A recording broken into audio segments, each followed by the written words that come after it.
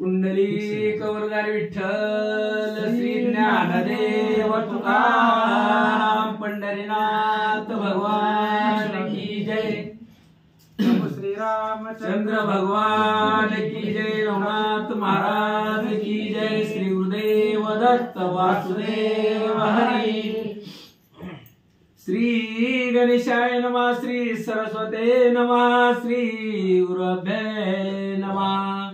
जय जयाजी जगत पाळका जगतपते वैकुंठ नायका जगत सृजका सृजयका यदुकुळ टिळका भक्त सका तू होसी। कथेचं अनुसंधान ग्रंथकर्ते नरहरी वंशामधले धोंडी मालसूत या ठिकाणी सांगतायत भगवान परमात्मा आहे, अखिल कोटी ब्रह्मांडाचा नायक आहे, जगाचा प्रतिपाल करणारा तो भगवंत आहे, सगळ्या जगाला जगवणारा असणारा तो यादव कुळाचा दिवा असे असणारे भगवान परमात्मा आहे।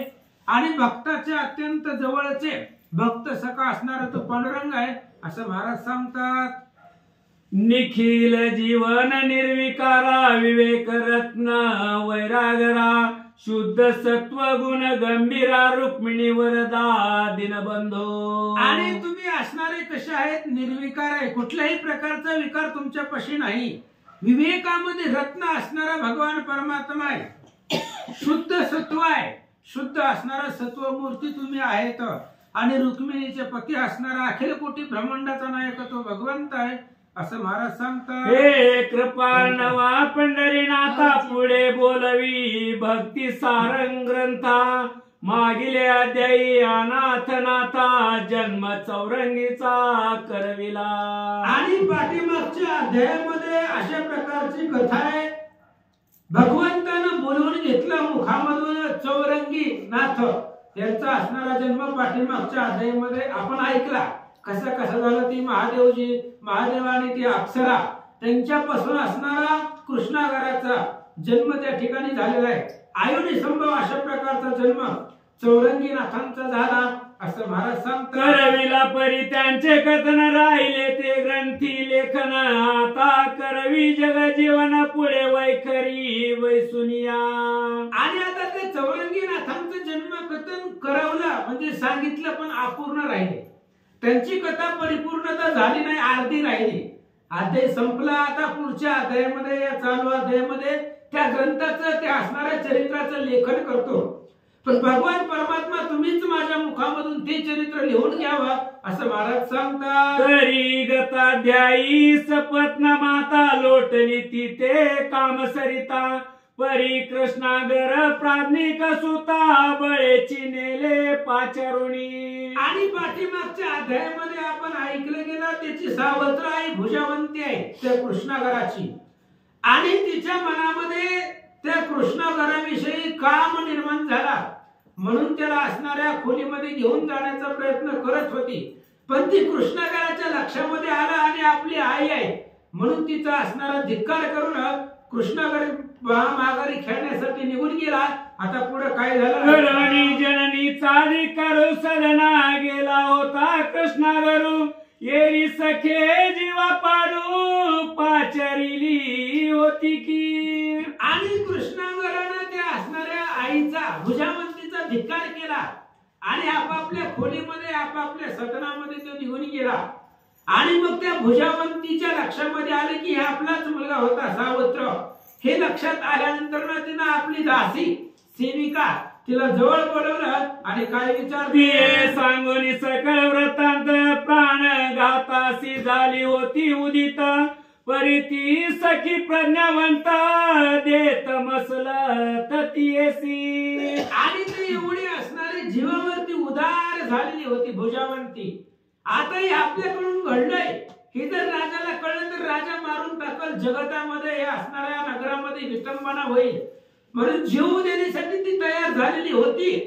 पण तिची दासी अतिशय प्रज्ञावान होती, हुशार होती आणि त्या दासी त्या असणाऱ्या भुजावंतीला सल्ला देते, ऐका म्हणे बाई ओ भुजावंती ईश्वर करणी प्रारब्ध गती जैसे असेल तैसी पुढती घडून येईल भिवू नको।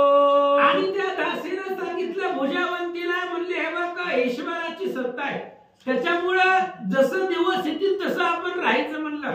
आता वरून काय उपयोग होणार आहे, पुढे जसं होईल तुझ्या प्रार्थनानं भगवंताच्या मनामध्ये जी असेल ती होईल, त्यामुळे जसं व्हायचं तसं होऊ दे असं ती दासी बोलू लागली. तू ते सांगे नाही तर काही तैसेची दरोणी जीवी नको कष्ट मन आपले देई शयन शयनी करी आता. आणि त्या दासीनं भुजावंतीला सांगितलं मी सांगते त्या पद्धतीने जर तू ऐकलं आणि मी सांगते तसं जर केलं तर तुझ्याही जीवनाचं कल्याण होईल, तुलाही मरायची वेळ येणार नाही.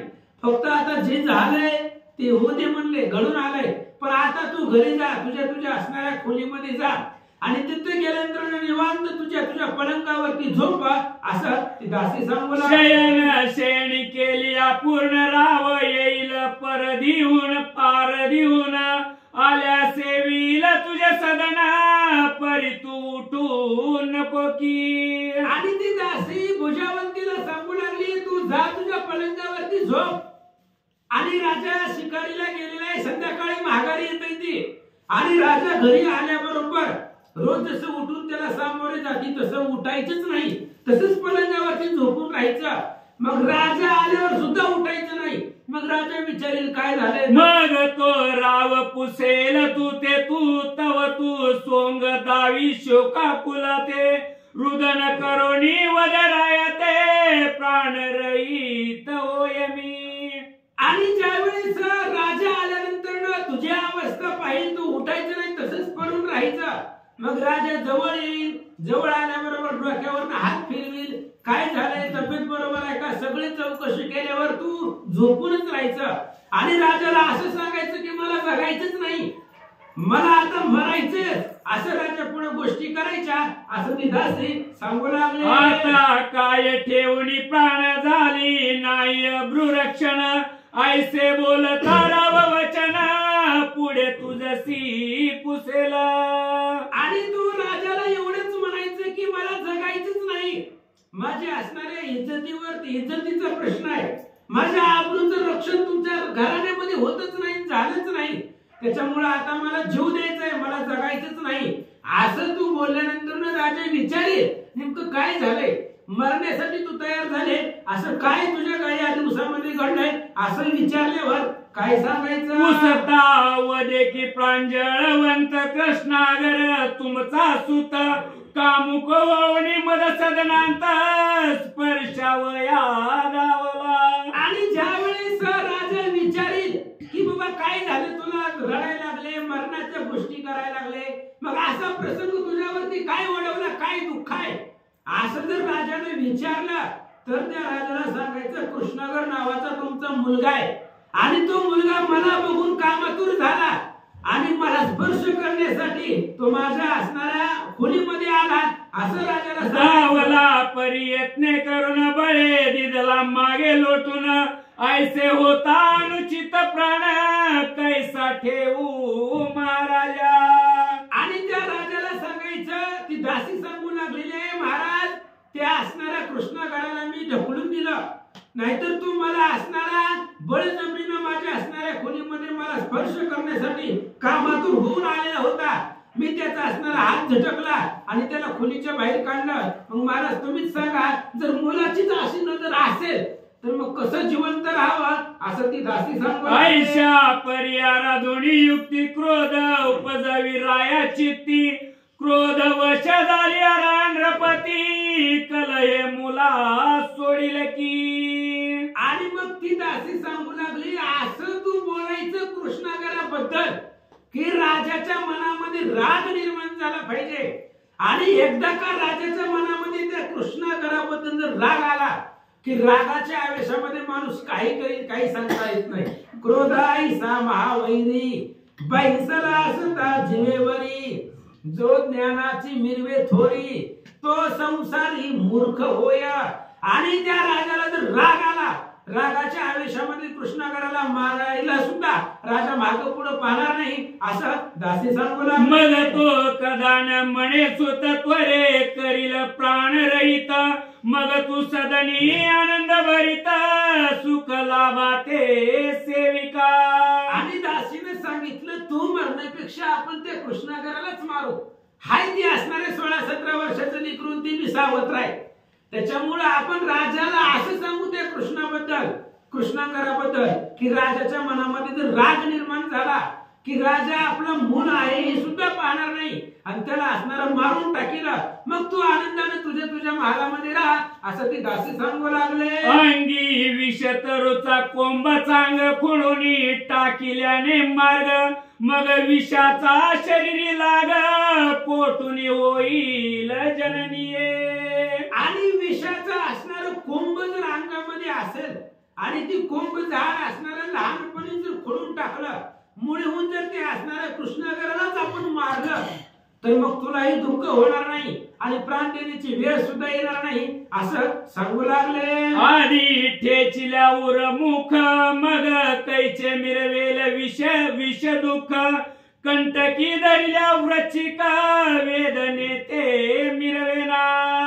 आणि जर आपण साप जर आपल्या जवळ सापालाच मारलं, त्याचं तोंड ठेचलं तर विषाची भीतीच आपल्याला राहत नाही. जर सापच मेला तर विष कुठनं चावणार आहे.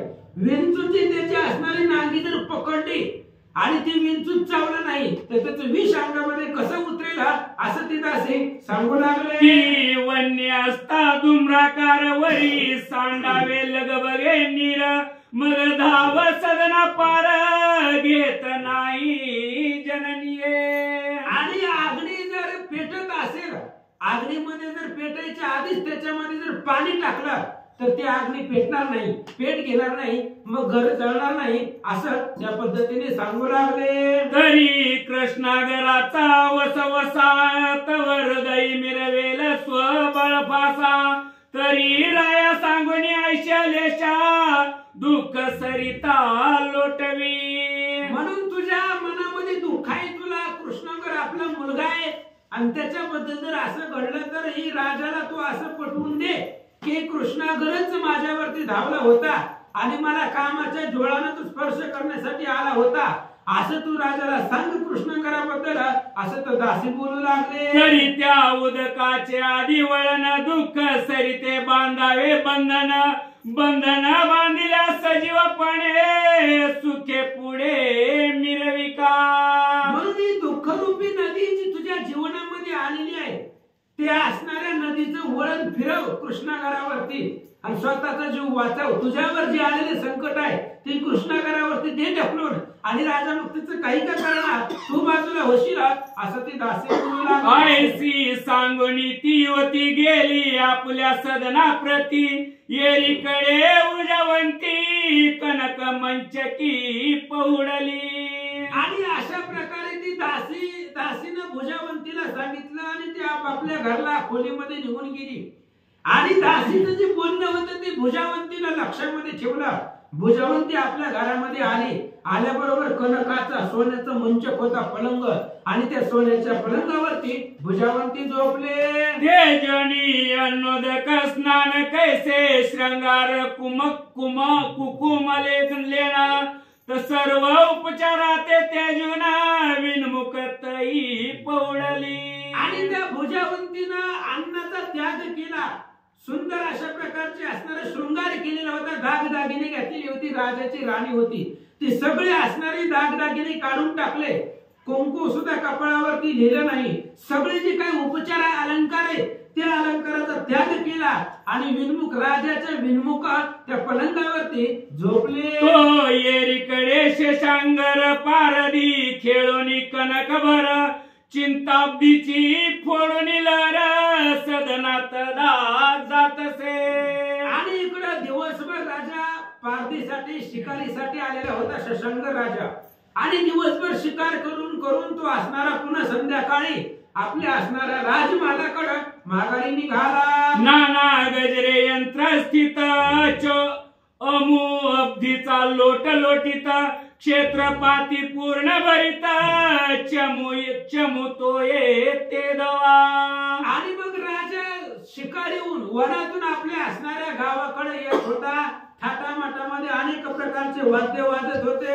भरपूर सेना त्याने सोबतीला घेतलेली होती आणि ती सगळी सेने समेत राजा येऊ लागला. यावरी रावतो पूर्ण ज्ञानी संचार करी आपुले सदनी दृष्टी समोर न देखता राणी पाचारी के विचारित असे. आणि मग तो असणारा राजा येऊ लागल्यानंतर दरवाजामध्ये रोजच्या प्रमाणे आला. पण रोज आल्या दरवाजामध्ये आल्याबरोबर राणी समोर येत होती, भुजवंती पुढे येत होती. पण आज राजा दरवाजापर्यंत आला तरी सुद्धा भुजवंती दिसत नाही, पुढे येत नाही. मग दास दासिका होत्या सेविका, त्यांना विचारलं भुजवंती कुठे? म्हणे कोठे आहे भुजवंती सन्मुख कान आली पारधी प्रती अजी चुकुरवणीची ती निंबलो नातळली ते. आणि लगेच सेवकांना जवळ असलेल्या दासींना राजाने विचारलं, म्हणले भुजवंती कुठे आहे? ज्यावेळेस मी रोज शिकारीहून येत होतो त्यावेळेस ती दरवाजामध्ये येत होती, माझं निंबोरण करत होती, मला ओवाळत होती. मग आज कुठे?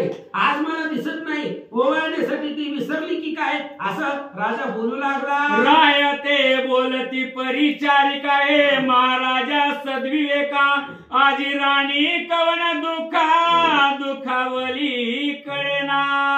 आणि ते दास दासी सेवक बोलू लागले, म्हणले महाराज काय झालंय आम्हाला पण माहित नाही. म्हणजे राणीला भुजवंतीला कोणतं दुःख आहे आणि कोणत्या दुःखामुळे ती एवढी दुःखित झालेली आहे आमच्याही लक्षामध्ये येत नाही असं उत्तर दिला. तेने करणी सेना पाठी निजली आहे होनी कष्टी होताची शब्द कर्णपोटी सदना माझी संचरला. आणि त्या परिचारिकांनी दासींनी सांगितलं महाराज भुजवंतीला राणी साहेबांना काय झालंय, कशाचं दुःख आहे आम्हाला माहित नाही. फक्त ती तुमच्या असणाऱ्या महालामध्ये जाऊन त्या पलंगावरती झोपलेली आहे. असं राजानं ऐकल्याबरोबर तसंच त्या पलंगाच्या दिशेनं खोलीच्या दिशेनं राजाने मंच की भुजवंती रावळ देखोनी बोले युक्ती मने का हो कवनारती शयन केले जीव लगे. आणि लगेच असणारा राजा त्या मंचकाकडे गेला, खोलीमध्ये गेल्याबरोबर राणीची अवस्था पाहिली. सगळे असणारे अलंकार दागिने काढून पलंगावरती झोपलेली होती. राणीच्या जवळ राजा गेला आणि विचारलं काय दुःख आहे सांगा. परितई उत्तरान देती काहीच न बोले राया प्रती जीवनानुनी नेत्रपती अश्रू ढाळी डळडळा. आणि राजाने विचारलं भुजवंतीला, राणीला म्हणले काय दुःख आहे, मनामध्ये एवढे दुःख करण्याचं काय कारण आहे? पण त्या दासीनं सांगितल्याप्रमाणे ती बोललीच नाही. राजा विचारत होता पण ती काहीच बोलली नाही आणि डोळ्यामध्ये पाणी आणून रडत काय म्हणते. पावनिया राव दयाळ चित्ती दाटला मोहे केवळ मंच की बैसे उता वेळ हृदय करी कांते ते. आणि राजानं बघितलं डोळ्यामधून पाणी वाहू लागलेलं आहे, रडू लागलेली आपली राणी, काहीच आपल्याला बोलत नाही. राजानं पाहिलं, राजाला प्रेम निर्माण झाला. त्या राणीबद्दल भुजवंतीबद्दल मोह हृदयामध्ये निर्माण झाला. त्या राणीला असणाऱ्या आपल्या हृदयाला लावलं, गाढ अशा प्रकारचं आलिंगन दिलं. काय म्हणतात. अश्रुधारा नेत्रपाती राव पुसी स्वयहस्ती चुंबन घेऊन ललन नीती अंकावरी बैसवीत असे. आणि राजानं त्या असणाऱ्या भुजवंतीला उठवलं झोपलेली. तिच्या डोळ्यामधून पाण्याच्या धारा वाहत होत्या. राजाने स्वतःच्या खिशातून रुमाल काढला, तिचे डोळे पुसले गेले. डोळ्याचं पाणी पुसल्याबरोबर राजाने आपल्या मांडीवरती त्या भुजवंतीला बसवलं. काय विचारता. अंकी बैसवणी स्वदारा रत्न हेम जडावया की यत्न राव कोंदणी हटक प्रयत्न अर्थ रत्ना जोडीतसे. आणि मग मांडीवरती बसवलं भुजवंतीला. बसवल्याबरोबर जे काही दागिने असणार रत्न जे आहेत ते सगळे असणारे अलंकार त्या भुजवंतीच्या अवयवामध्ये शरीरामध्ये एक एक देऊ लागले. म्हणे सुख सरिते कोठोनी वेदले गडोळ चित्ती दुःख गणाचा वर्षावामित के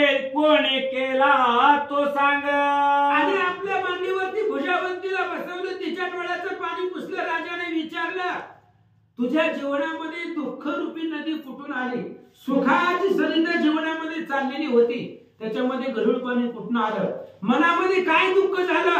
हे संपूर्ण नगरीमध्ये तुला कोण काय बोललं मला सांग? मी रावमयीचा भूप, मी बोलणारा दर्प सर्प, ऐशा वेग्रांचा करुणी लोप, दिदले माप दुःखाचे. आणि त्या शशांकाराने सांगितलं मी या पृथ्वीचा राजा आहे, फक्त या गावाचा नाही, समुद्र वलयांकित पृथ्वी माझ्या असणाऱ्या ताब्यामध्ये आहे. आणि तुला कोण काय बोललं सांग, फक्त त्याचं नाव सांग मला. कोण तुला कुणाकडून दुःख झाला असं राजा विचारू लागला. तरी ती कवन पुरुष नारी, तू ते अन्य झाली भारी, तरी माते बोलणी वैखरी, निमित्त मात्र दाविका. आणि राजानं राणीला विचारलं, सांग म्हणले कशाचं दुःख आहे? तुला कोणी पण बोलू दे, बोलणारा पुरुष असेल अथवा स्त्री असेल, फक्त तुझ्या मुखानं मला त्याचं नाव सांग, फक्त बोलून दाखव की तुला काय संकट आहे, काय दुःख आहे असं राजा विचारतात. अगे सहज दिटवा होते दावीन, त्या ते अर्कसूत, या बोलाची सहज भ्रांत, मानू नको जीव लगे. आणि राजाने सांगितलं, हे बघ राणी, मी फक्त बडबड करतोय किंवा बोलतोय हे मनामध्ये आणू नको. मी जसं बोलतोय तसं करूनच दाखवतो. त्याच्यामुळे तुला कोण बोललं, काय बोललं, कशामुळे तुझ्या मनामध्ये काय दुःख आहे मला बोलून दाखव असं तो बोलू लागला. अगे प्रिय तू माते अससी, कोण गांजील उद्देशी, हरी बाळा ते जम्बू कलेशी, दुःख दरी मिरवेना. हे बघ म्हणले, तू मला अतिशय प्रिय आहे, तू माझी आवडती आहे.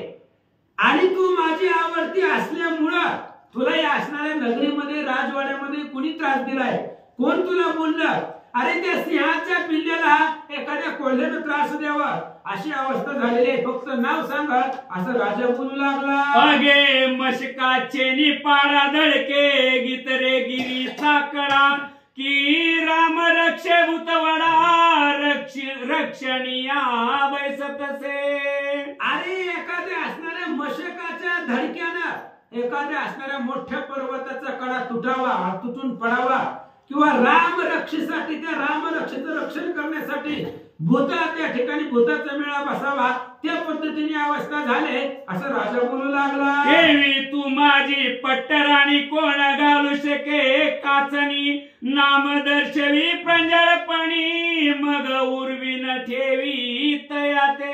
कशा पद्धतीने तू माझी आवडती राणी आहे आणि तुला या राज्यामध्ये कोणीही सहसा तुला बोलणार नाही. पण जी आरती तुझ्या डोळ्यातनं पाणी वाहत, एवढी दुःखामध्ये तू आहे, काहीतरी दुःख झालेलं आहे, कोणतरी तुला बोललेलं आहे, फक्त जो कोणी तुला बोललेलं आहे त्याचं मला नाव सांग, त्याला या पृथ्वीवरच ठेवत नाही असं राजा बोलू लागला. ऐसे ऐकता राव वचन हृदयी, तोषली अर्थार्थी सगण, म्हणे महाराजा तव नंदन, भ्रष्ट बुद्धी व्यापिला.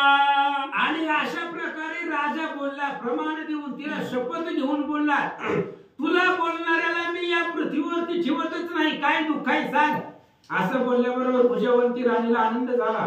मग ती पलंगावरनं त्याच्या मांडीवरनं उठली आणि सांगितलं, महाराज तुमचा असणारा मुलगा कृष्णागर आणि त्याची बुद्धी भ्रष्ट झालेली आहे, काय केलं? आपण गेली परदेशी, एकांत पाहुणी मम उद्देशी, येथे येऊनी स्मरलेशी, हस्त माझा दरियेला. आणि त्या भुजवंतीने सांगितलं, महाराज आपण पारधीला गेलात, आपण शिकारीला गेला, आणि तुम्ही शिकारीला गेल्यानंतर ना ती असणारा कृष्णांगर त्याने एकांत समय पाहिला आणि माझ्यापाशी कुणीच नसताना ते एकांत वेळ साधून तो आपल्या खोलीमध्ये आला आणि काम भावनेनं त्यानं माझा हात पकडला असं ती राणी बोलू लागली. धरिला परिनिर्दयवंते कामे, ओढिता झाला हस्त, म्हणे चालावे एकांतात, सुख संवाद भोगावया. आणि त्या तुमच्या असणाऱ्या मुलानं माझा हात पकडला, निर्दयानं माझा हात धरला, मला ओढलं आणि माझ्या संग बोलू लागला, एकांतामध्ये चला आणि आपण गप्पा गोष्टी करू, एकांतामध्ये बसू, घरी बोलू, अशा प्रकारचं तुमचा मुलगा मला बोलत होता. मग म्या पाहुणी काम करवती, हात हात हात सांडोनिया घेतली निवृत्ती, यत भयार्थ मानून आपुल्याची ती सदना माझी पावले. मग महाराज माझ्या लक्षामध्ये आलं की तुमच्या असणाऱ्या मुलाची वाईट दृष्टी माझ्यावरती आहे, त्या कृष्णांगराची. त्याची काळी कुवृत्ती मी ओळखल्याबरोबर मी त्याचा असणारा हाताने माझा हात धरलेला मी हात झटकला आणि झटकून आपल्या असणाऱ्या महालामध्ये निघून आले असं ते बोलू लागले. पळता कोण झाली अवस्था उलटून पडले मई वरती, परिम्या धरुणी तैशीच शक्ती आडकवाड पै केले. आणि काय सांगायचं महाराज, त्या कृष्णांगरापासून माझ्या असणाऱ्या त्या ठिकाणी इज्जत वाचावी आणि कृष्णागर मला ओढत होता, मी त्याच्यापासून हात निसटला आणि पळत निघाले आपल्या खोलीकडे. पण पळत जात असताना माझा पाय धडकला, मी पडले खाली. पडले तरी सुद्धा तशीच उठले, कशी तरी आपल्या खोलीमध्ये आले आणि खोलीमध्ये आल्याबरोबर आतनं कडी लावून घेतली असं ती भुजावंती बोलू लागले. मग तो छलबल त्वहीन होणी पाय आपुले सदन, तस्मात तापुला प्राण ठेवित नाही महाराजा. राजेसाहेब अशी अवस्था माझी झाली आहे.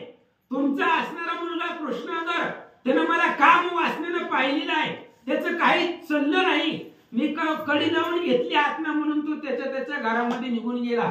मग असं जर तुमचा मुलगा मला करत असेल, माझ्याकडे जर काम भावनेनं पाहत असेल तर मी जगायचं का, कशासाठी जगायचं असं ते बोलू लागले. बोलतई सियागरता घेऊन करीन प्राण मुक्त, परी धैर्य वरिले तुम्हा करिता तुमचा मुखे दुखावा. आणि महाराज मला एवढं दुःख झालेलं होतं, आता कुठंतरी जाऊन कसलं तरी विष भक्षण करावं, जीवच द्यावा असं मला वाटलं होतं. आता जगायचंच नाही, पण मरता मरता एकदा राजाचा मुखचंद्र पाहावा, आपल्या नवऱ्याला एकदा बघावं म्हणून मरण्याचं प्लॅनिंग कॅन्सल केलं महाराज, नाहीतर मी तेव्हाच मरायला लागले होते असं ते राणी बोलली. मज वाटले पारधीचे कानन अति तीव्र कर्कश भयान, त्यातून तुम्ही जिवंतपणे कैसे याल वाटले. आणि महाराज मला असं वाटलं तुम्ही वनाला गेलेले आहेत शिकारीला, आणि त्या असणाऱ्या वनामध्ये भयंकर ती वन आहे, दाट आहे, त्याच्यामध्ये मोठमोठे हिंसक पशु पक्षी आहेत, मोठमोठे हिंस प्राणी आहेत. मग त्याच्यामधून तुम्ही जिवंत याचाल का नाही, त्याच्यामधून कसं याचाल असं माझ्या मनाला वाटलं. ऐसे परी दूषित संचार होता हृदयात, म्हणून महाराजा तेथपर्यंत प्राण देई रक्षेले. म्हणून महाराज माझ्या मनामध्ये अशा प्रकारचा विचार होता, आता आपण जगायचं नाही मरायचं. मग त्याच्या आधी मरण्याच्या आधी एकदा आपल्या पतीचं मुखदर्शन घ्यावं, त्यांचा चेहरा पाहावा म्हणून मी मरायचं असणारे थांबले, माझा देह ठेवला गेला असं भुजावंती बोलू लागले. आता याची बोला पाठी मी चकोर देई चंचुपुटी, तव नेंदूचे जीवन शेवटी लक्षुनी तुष्ट झाले असे. म्हणून महाराज तुमचा देह बघण्यासाठी मी चकोर झालेली होती, तसं चंद्रासाठी चकोर पक्षी आतुरतेनं चंद्राची वाट पाहतो, तसे आतुरतेनं मी तुमची वाट पाहत होते. तुमचा मुखचंद्र पाहिलाय आणि तुमचा मुखचंद्र पाहिल्यामुळं माझ्या मनाला समाधान वाटलं, आनंद वाटला असं राणी बोलली. ऐसे बोलता भुजावंती परम क्रोधावला नृपती, परिक्रोध नवे क्षिती वडवानलची पेटला. अशा प्रकारे भुजावंतीनं बोलली, तिने सांगितल्याबरोबर शशांकराला भयंकर राग आला. एवढा राग आला की त्याच्या असणाऱ्या हृदयामध्ये अग्नीच्या ज्वाळा भडकू लागल्या. हृदयामध्ये वडवानला अग्नी पेटावा एवढा राग त्या राजाला आला. वडवानल तरी कैसा शिखा मिरवी अंबरलेशा, सुतर रत्ना लागी कैसा ग्रासू पाये क्षणात. आणि त्या राजाच्या हृदयामध्ये एवढा प्रलय अग्नी पेटला की त्या असणाऱ्या अग्नीच्या ज्वाळा आकाशापर्यंत पोहोचाव्या, वणवा लागल्यानंतर ना ज्वाळा त्याच्या आकाशापर्यंत जाव्या एवढा राग त्या असणाऱ्या शशांकराला आला. आणि त्या रागाच्या आवेशामध्ये त्या कृष्णांगराला मारूनच टाकावं असं राजाला वाटू लागलं. मग तैसाची येवणी सदना बाये, रक्त नेत्री भवता पाये, म्हणे कोणीतरी येते आहे पुढे यावे माझिया. आणि त्या भुजावंतीचं ऐकल्याबरोबर राजा रागाने लाल भडक झाला. डोळे सगळे असणारे लाल दिसू लागला. तप्त झाला रागानं. तसंच असणारे तिच्या खोलीतनं बाहेर आला. बाहेर आल्याबरोबर सेवकाला हाक मारली. कोणी असलं दरवाजामध्ये तर माझ्या पुढे या. तव ते भृत्य धावता येती भृत्य नव्हे ते कृतांत दिसती. राव करुणी क्रोधरीती स्वतः त्या ते लोटीतसे. आणि ते असणारे राजानं हाक मारली. राजा रागाच्या आवेशामध्ये आहे आणि राजाने एवढा असणारा रागामध्ये पाहिलं. जवळ जे काही दरवाजामध्ये सेवक होते ते सेवक समोर आले. समोर आल्याबरोबर राजाला एवढा राग आला. राजाने सुद्धा त्या सेवकांना ढकलून दिला आणि पुढे निघाला. म्हणे भृत्य हो याची पावली जावणी मम सुताची करावळी.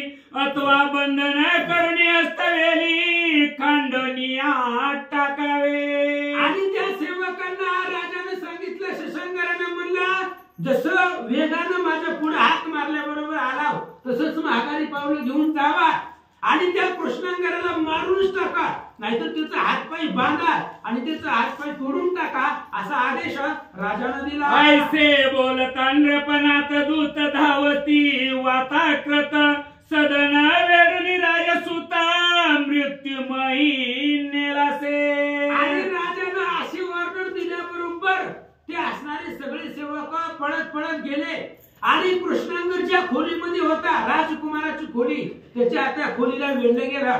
कृष्णांगराला बाहेर काढलं. त्याला उचललं आणि जिथं अपराधी लोकांना दंड देतात मृत्यूभूमी त्या मृत्यूभूमीमध्ये कृष्णांगराला घेऊन गेले. परी ते सेवक ज्ञाना खाणी पुन्हा जाती राजांगणी म्हणती महाराजा मृत्यूभवनी कृष्णांगरू पैनेला.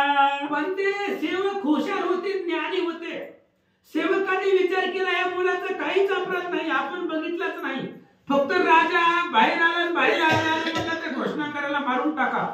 मग नेमकं काय झालंय म्हणून ते सेवक पुन्हा गेले राजापाशी आणि राजाला सांगितलं महाराज कृष्णांगराला त्या मृत्यूभूमीच्या ठिकाणी आणून ठेवलं. राव क्रोधे पातया पाता म्हणे हस्तपादांते करा खंडित. पुन्हा येऊनी सांगत धाव धावोनी रायते. आणि राजा लगेच सांगू लागला ते असणाऱ्या कृष्णांगराचा हातपाय तोडून टाका. हात आणि पाय दोन्ही त्याच्या झाडापासून वेगळे करा. पण सेवक पुन्हा पुन्हा माघारी येत होते कारण सेवकांना कळवळं वाटत होतं 17 वर्षाचं लेकरू आहे आणि त्याचा हातपाय आपण कसं तोडायचं काहीच अपराध असताना. पुन्हा पुन्हा सेवक येऊ लागले आणि राजा पुन्हा पुन्हा तीच आज्ञा करू लागला. तरी रायाचा कोपन कदान होय शीतळ. पुन्हा पाहुणी दूत मेळ तीच आज्ञा अद्यापी. ते असणारे सेवक पुन्हा पुन्हा येऊन विचारत होते महाराज कृष्णांगराला आणले मृत्यूभूमीच्या ठिकाणी आणून ठेवलेला आहे. पण राजा पुन्हा पुन्हा तीच सांगायचा. जेवढा मी वेळेस सेवक विचारायला येईल त्यावेळेस सेवकाला राजा सांगत होता त्याचा हातपाय तोडून टाका. तरी ते भृत्य देह स्थिती म्हणत्या स्वामी राजसूत यासी वदिता काय अनर्थ कैसा होईल कळेना. सेवकांनी विचार केला राजाने आपल्याला ऑर्डर दिली पण थोड्या वेळाने राजाचा राग शांत होईल. पण आपल्या हातून कार्य घडून जाणार आहे. हे राजकुमार आहे. राजाचं एकूण एक लेकरू आहे आणि त्याला जर आपण त्याचे हातपाय जर कापून टाकले आणि पुन्हा मग कसा अनर्थ होणार आहे असं विचार करू लागला. ऐसे संदेह भय स्थित पुन्हा जाती राजांगणात. परी तो रावती संतप्त तीच आज्ञा अद्यापी. सेवकांच्या मनामध्ये विचार येऊ लागले राजाचं काय आहे. राग आला थोड्या वेळाने राग शांत होईल पण त्याचा जर राग शांत झाला तर पुन्हा मोठा अनर्थ होईल. आपल्याकडूनही असणारं पाप घडेला म्हणून पुन्हा पुन्हा राजापाशी येत होते.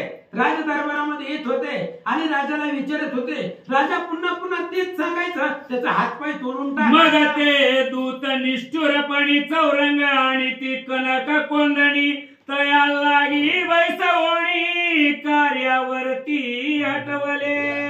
मग पुन्हा पुन्हा पुन्हा राजाला तीच सांगायचं त्याचा हातपाय तोडून टाका. दुसरा राजा बोलतच नव्हता. मग असणाऱ्या राजाच्या आवेशामध्ये रागामध्ये ती असणारी ऑर्डर त्यांनी ऐकली. मग सोन्याचा चौरंग आणला आणि सोन्याच्या चौरंगावरती चौरंगावरती आणून त्या कृष्णांगराला बसवलं आणि बसवल्याबरोबर काय करतात शुद्ध चराटे बांधणी असत नेत कृष्णांगराते मनती बंद सिद्ध केले असता खंड विखंड करावया. मग सोन्याचा चौरंग आणला त्या असणाऱ्या गावाच्या मध्यमध्ये मृत्यूभूमीमध्ये आणि सोन्याच्या चौरंगावरती कृष्णांगराला बसवलं. 17 वर्षाचं लेकरू आहे. त्याचे हात आणि पाय जाव्यानं आवळले, आवळून बांधले गेले आणि तलवार उघडली आणि काय करतात परी कृष्णांगर चौवाट नेला वृत्तांत सकळ ग्रामांत कळला मग चुंगार मेळा विलोकावया दावती. मग कृष्णांगराला त्या गावाच्या चौकामध्ये आणलं आणि आता राजसेवक त्याचे हातपाय तोडणाऱ्याची असणारी वार्ता वाऱ्याच्या वेगानं गावामध्ये पसरली. मग त्या कृष्णांगराला बघण्यासाठी सगळे गावातले लोकच्या झुंडीच्या झुंडी लोक जमा झाले. येरीकडे राजांगणी मिळाले थोर प्राज्ञी परी इंद्रपतीचा क्रोधाग्नी पावणी बोले न शकती कदाचित. आणि इकडं राजाच्या दरबारामध्ये प्राज्ञिक हुशार ज्ञानवान लोक जमा झाले त्या गावातले. पण राजाचा रागच भयानक होता आणि राजा रागाच्या आवेशामध्ये असल्यामुळं कोणालाही राजाला बोलण्याचं धाडस त्या ठिकाणी होत नव्हता. तरी व्रतीचा क्रोधान लोक बोलाचे सुभद्र जळ प्राशने भेने उतवेळ धाव मागे घेत असे. आणि लोकांना वाटत होतं आपण बोलावं, राजाला सांगावं. अहो 17 वर्षाचं लेकरू आहे, त्याचा काय अपराध आहे, त्याचे हात पाय का तोडायला लावायला लागला. पण राजाचा राग पाहिल्यानंतर पुन्हा ते पाय मागे घेत होते.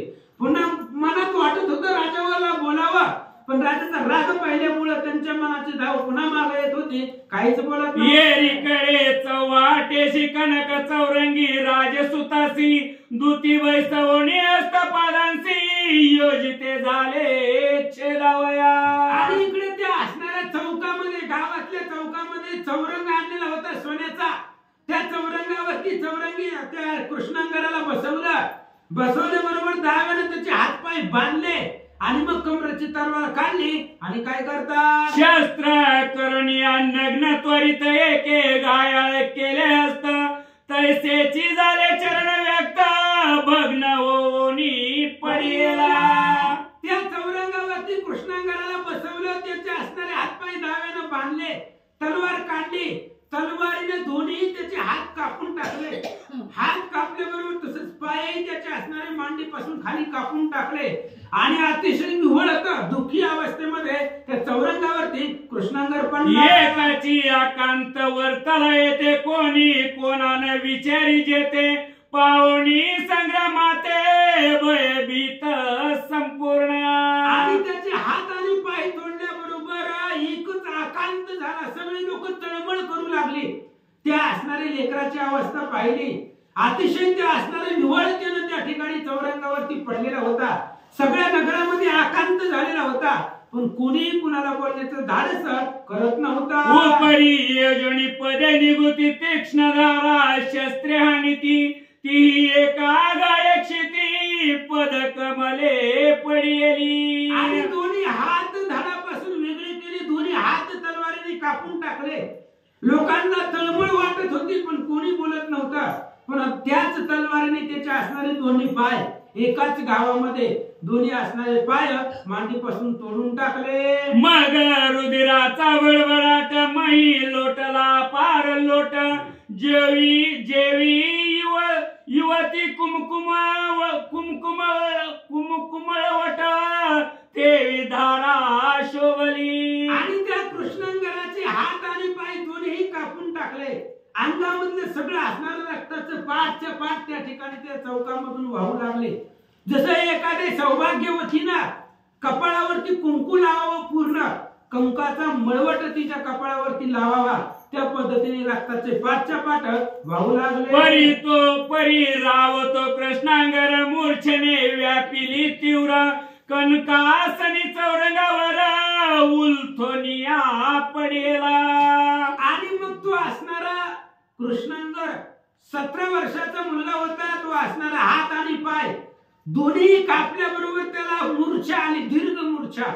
आणि मूर्छा येऊन त्या चौरंगावरती तो बेशुद्ध पडला. प्राण ओणी कासावी समुखावरी दाटला ठेसा, उपरी कोरडे पडली मुखास श्वेन येत नयन पै केले. प्राण कासावीस झाला त्याचा, हात आणि पाय तोडल्यामुळं तोंडाला फेस सुटला गेला, डोळे पांढरे केले, तोंडाला कोरड पडली गेली आणि बेशुद्ध अवस्थेमध्ये चौरंगावरती पडला. मग ते दुःख पावणी लोक दुःखाने करीती महाशोक, कृष्णांगर सारखे माणिक व्यर्थ राये भंगिले. मग गावामधली असणारी बघायला आलेली लोक सगळी चित्ताच्या ठिकाणी हळहळ करू लागले, मनामध्ये दुःख करू लागले. कृष्णांगर रत्न होता आणि ते असणार रत्न त्या राजानं भंगून टाकलं, मोडून टाकलं, असं लोक एक म्हणती म्हातारपणी राव चळलाय प्राज्ञी, ऐसा पुत्र लावण्य खाणी नष्ट केला पदवीचा. आता गावातली लोक असतात, आपापल्या बुद्धीप्रमाणे लोक बोलू लागले. म्हातारपणामध्ये राजाला त्या ठिकाणी असणाऱ्या काही लक्षामध्ये येत नाही, बुद्धी भ्रष्ट झालेली आहे राजाची. अहो एक असणाऱ्या राजगादीचा वारस होता हे कृष्णांगर, एकच मुलगा होता त्याला, आणि तोही असणाऱ्या राजगादीचा मालक त्यांनी त्या ठिकाणी मारून टाकला, हातपाय तोडले, असं लोक बोलतात. तरी राजा परमभ्रष्ट झाला आहे, निर्दय नष्ट, आता येते राहता उत्कृष्ट, योग्य काही दिसेना. गावातली लोक बोलू लागली राजा भ्रष्ट झालाय, कोणाच्याही सांगण्यावरून कोणालाही मारायला लागलाय.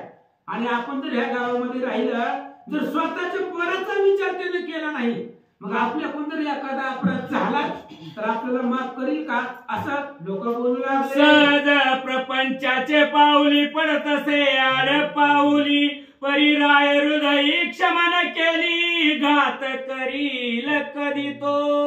आणि मग लोक बोलू लागले, मी म्हणतो, लोक म्हणतात ती कृष्णांगर चुकलावी असेल, प्रपंच आहे, संसार आहे, संसारामध्ये चुका होतच असतात, चुकला असेल त्या मुलाचं काही, पण राजाचं कर्तव्य क्षमा करणं, राजाबाईन बाप बी आहे, त्याच्यामुळं त्यांना असणाऱ्या कृष्णांगराच्या चुकीवरती काय झाली कुणालाच माहित नव्हतं काय चूक झाली, पण झाली असेल संसारामध्ये सहज काहीतरी पावली चूक झाली असेल, पण राजाला क्षमा करायला पाहिजे होती, असं बोलू लागला. एकुलता एक बाळ त्यावरी पाखडीला क्रोधान, मग प्रजन्या कैसा शीतळ व्रत राव राहिला. आणि लोक बोलू लागले, बघा एकुलते एक पोरग होतं या राजाला, आणि एकुलते एक लेकरू असताना सुद्धा राजानं स्वतःच्या पोराला क्षमा केली नाही.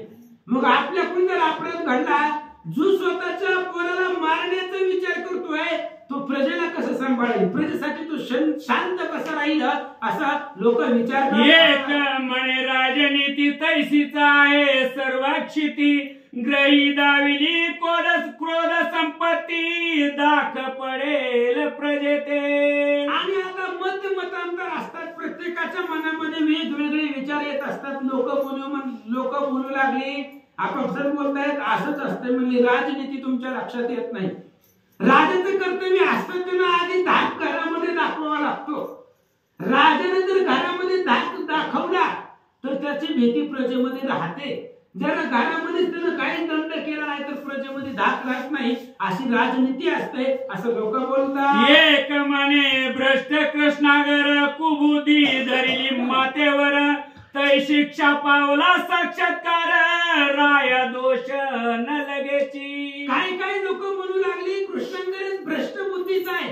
अरे आपली आई होती ती, आणि आईवरती त्यानं असणारे वाईट दृष्टी ठेवली, मुलानं आईवरती वाईट दृष्टीनं पाहावं का, अरे ती कृष्णांगरच भ्रष्ट आहे, बरं झालं राजाने त्याला ताडण केलं, शिक्षा केली, असं काही लोक बोलतात. गोपी कड व्याघ्र असला तरी का मारू नये त्याला, तरी रायाने धर्म पाळीला लोभ धरिला नाही की. अहो वाघ आहे, आणि वाघ जर गावातली प्रत्येक गायीला खाऊ लागला, गायीला त्रास देणारा वाघ असेल तर मग त्या वाघाला ठेवावं का, त्या वाघाला मारलेलंच बरं.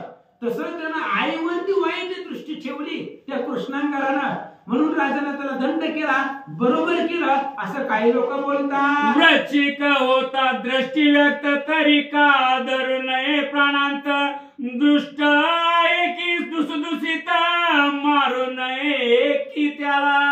आणि लोक बोलू लागले, हे बघा आपल्या जर डोळ्याने विंचू दिसला आणि विंचू दिसल्याबरोबर त्या विंचूला का मारू नये, त्याला नाही मारले ते आपल्याला चावतंय आणि चावले की त्याचे विष शरीरातून तर आपण जगत नाही, मग विंचू दिसल्याबरोबर मारावा. किंवा एखादा साप दिसला, साप जर आपल्याला चावायला आला तर मग त्या सापाला मारावं लागतं असं काही लोक बोलतात. ऐशा नाना परियुक्ती तर्क वितर्क जग बोलती, अपार मेळ चौवाट्या प्रती मिळाला असे लोकांचा.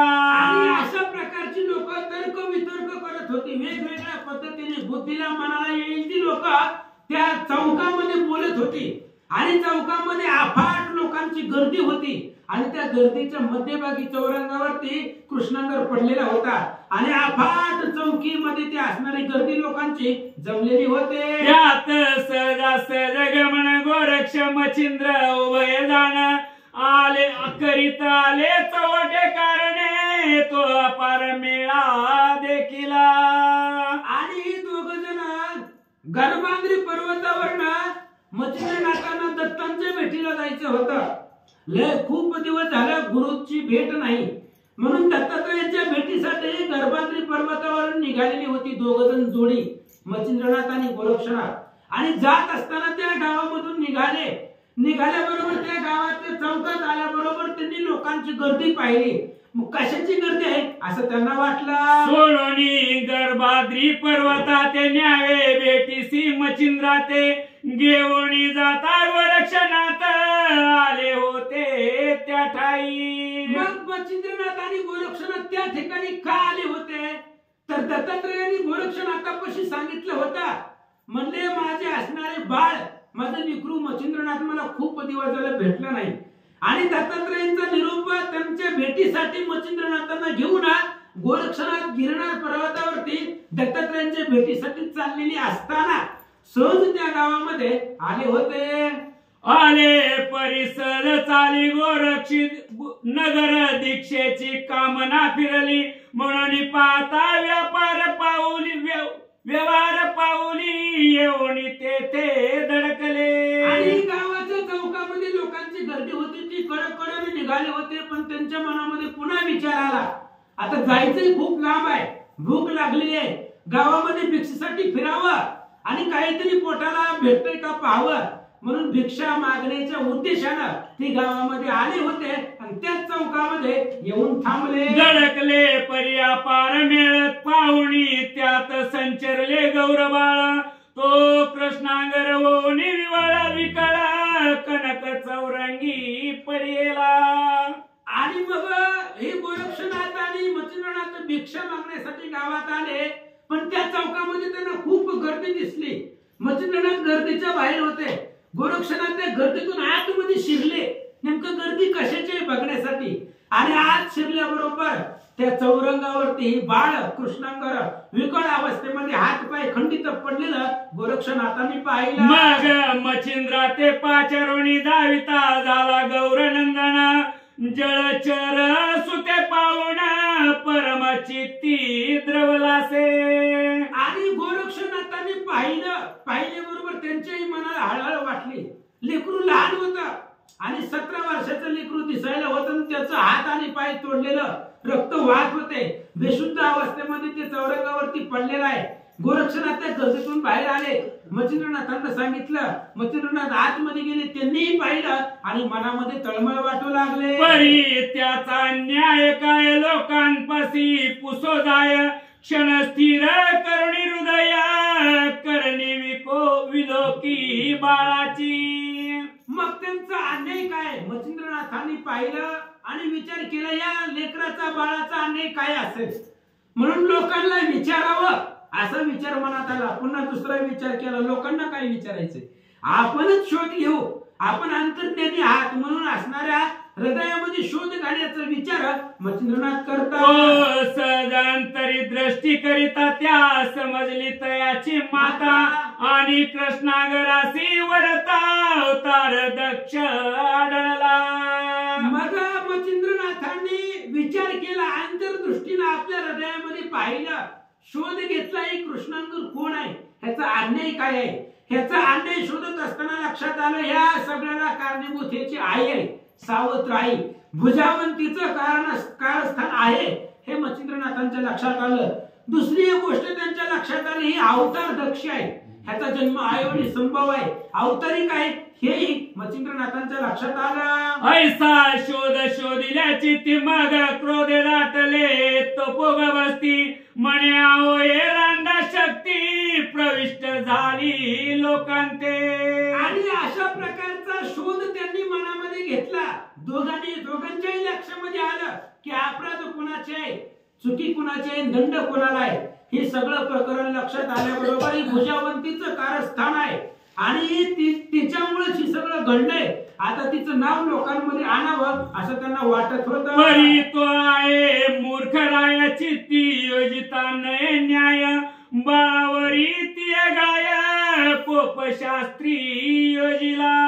आणि विचार केला मच्छिंद्रनाथांनी, म्हणली ती असणारी भुजावंती कशी का असला, पण राजाने विचार करायला पाहिजे होता.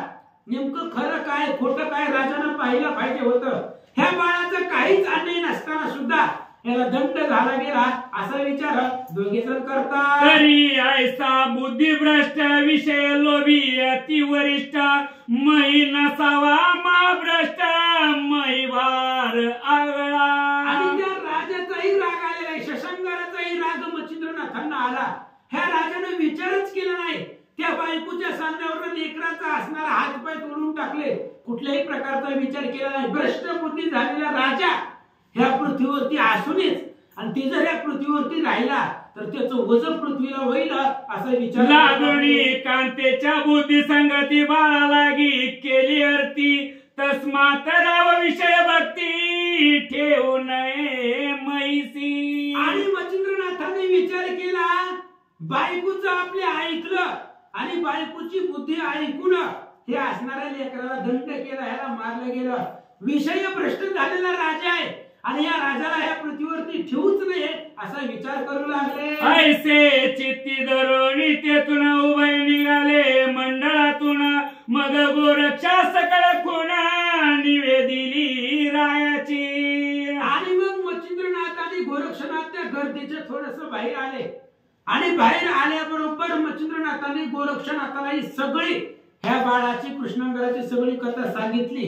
सांगितल्याबरोबर सकळ गोरक्षा निवेदन होता तोही आपुले हृदय पाहता पाहुणी म्हणे गुरुनाथा याचे नाव रंगा ते आणावे. आणि बाहेर आल्याबरोबर मच्छिंद्रनाथांनी गोरक्षनाथाला सांगितलं. गोरक्षनाथाने आपल्या हृदयामध्ये शोध घेतला. घेतल्याबरोबर त्याची आई ह्या सगळ्या असणाऱ्या गोष्टीला कारणीभूत आहे. मग गोरक्षनाथाने सांगितलं, महाराज ह्या भुजावंतीचं नाव लोकांमध्ये आणावं किंवा या सगळ्याला कट कारस्थान रचण्यामध्ये ही भुजावंतीच आहे असं जगतापुढे तिचं नाव आणावं असं गोरक्षनाथ बोलतात. कृष्णांगर तो चौरंगी व्यक्त म्हणून चौरंगी बोलला नितांत कृष्णांगर हे नाम माहित नाही म्हणून वदलासे. गोरक्षनाथांनी मच्छिंद्रनाथांना सांगितलं, महाराज हे असणारा चौरंगावरती याचा हातपाय तोडले गेले, त्याच्यामुळे चौरंगी व्यक्त आहे, चौरंगावरती त्याचं शरीर पडलेलं आहे, म्हणून आता ह्याला चौरंगी या नावाने हाक मारू.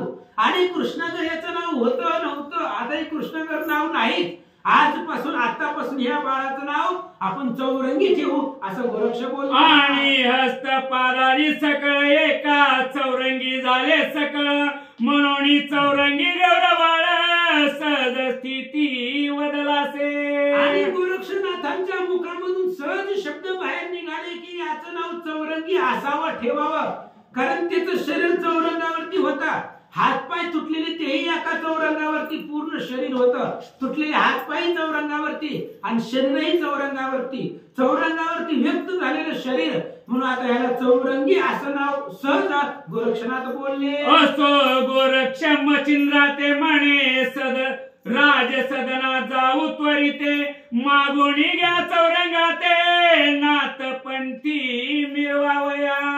आणि असं म्हणले महाराज गोरक्षनाथ म्हणले, ऐका आपण काय करू, राजापाशी जाऊ, त्या शशांकरापाशी, आणि शशांकरापाशी जाऊन ही जी काही चौरंगी आहे ह्या चौरंगीला आपण मागून घेऊ ह्या लेकराला, आणि ह्याला आपण घेऊन जाऊ आपल्या सोबतीला, आणि या नाथ पंथामध्ये चौरंगी नाथ म्हणून यांना प्रख्यात करू, असं गोरक्षनाथ बोलतात. मचिंद्र म्हणे कर्मशासन राव राणी ते दुःख दावण, मग न्यावा शिवनंदन नाथ पंथी मिरवावया. मचिंद्रनाथांनी सांगितलं, म्हणले ह्यांनी जी कर्म केलेलं आहे या कर्माचा दंड यांना करायचा, आणि केलेल्या प्रकाराचा दंड यांना करून मग आपण कृष्ण ते असणाऱ्या कृष्णांगराला घेऊन जाऊ, असं मचिंद्रनाथांना गोरक्षनाथ बोलतात.